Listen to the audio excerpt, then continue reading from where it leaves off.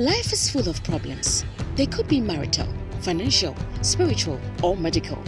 Some of these problems can be solved by a phone call, money, political power, your doctor, or your contacts. However, you may soon come across a problem that defies any solution. In Kakra book, Rules of Engagement, you will learn how to use the spiritual weapon of prayer and be victorious over evil when it comes knocking at your door. Now is the time to learn how to pray before the evil days come. You can order this book through the following means. Place your order on Facebook by posting Order Rules of Engagement at the comment section or message window.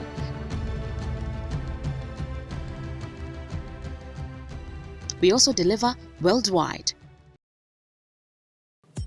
This message is brought to you by the friends and partners of Kakra. Welcome to Air Power with Kakra, teaching the nations with signs and wonders. Kakra is the senior pastor of the Morning Star Cathedral, Lighthouse Chapel International, Accra, Ghana. Now, today's message. Welcome. Kakra has been sharing an exciting prophetic series titled My Year of Good Things. Today he speaks about God's measurements or standards of blessings and good things. Let's join in. When we say a year of good things, I believe is the year that we're going to experience the blessing of God. But once again, we must understand that even the word blessing in the scriptures is different from the word blessing in the world. In the world, when we talk about blessings, money is the basis of determining how rich you are in this world. But the word blessing in the kingdom of heaven is different. For example, Jesus sent 7 messages to the churches in Revelation. To the church of Smyrna, he said, I know thy works, Revelations 2:9, thy tribulation and poverty, but thou art rich. I ask myself, how can a church that is so poor materially, Jesus said, they are rich?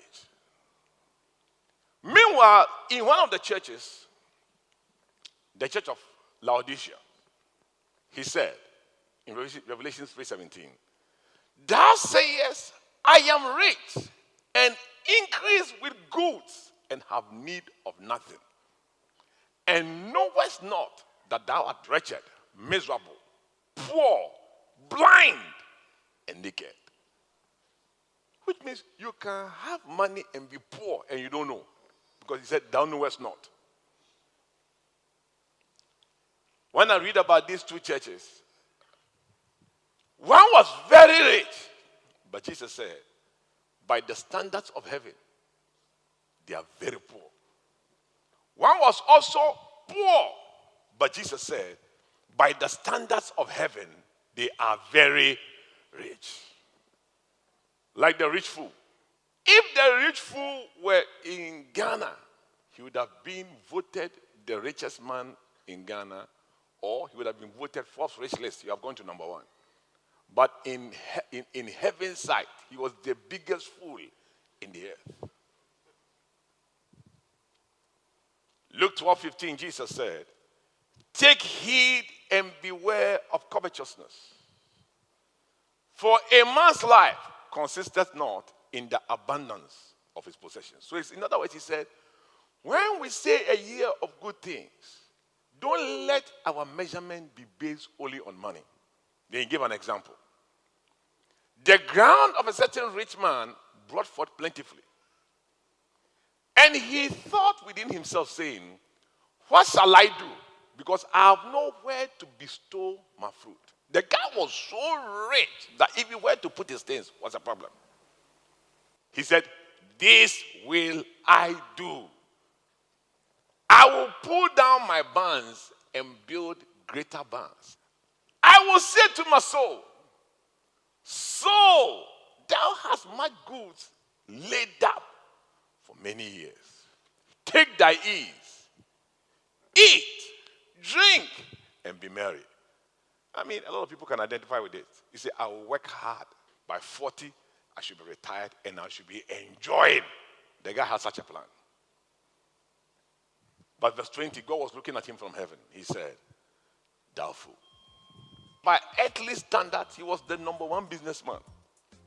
But by heavenly standards, he was the biggest fool in the land. 21, he says, so is he that laid up riches for himself. He's talking about just money. But is not rich towards God.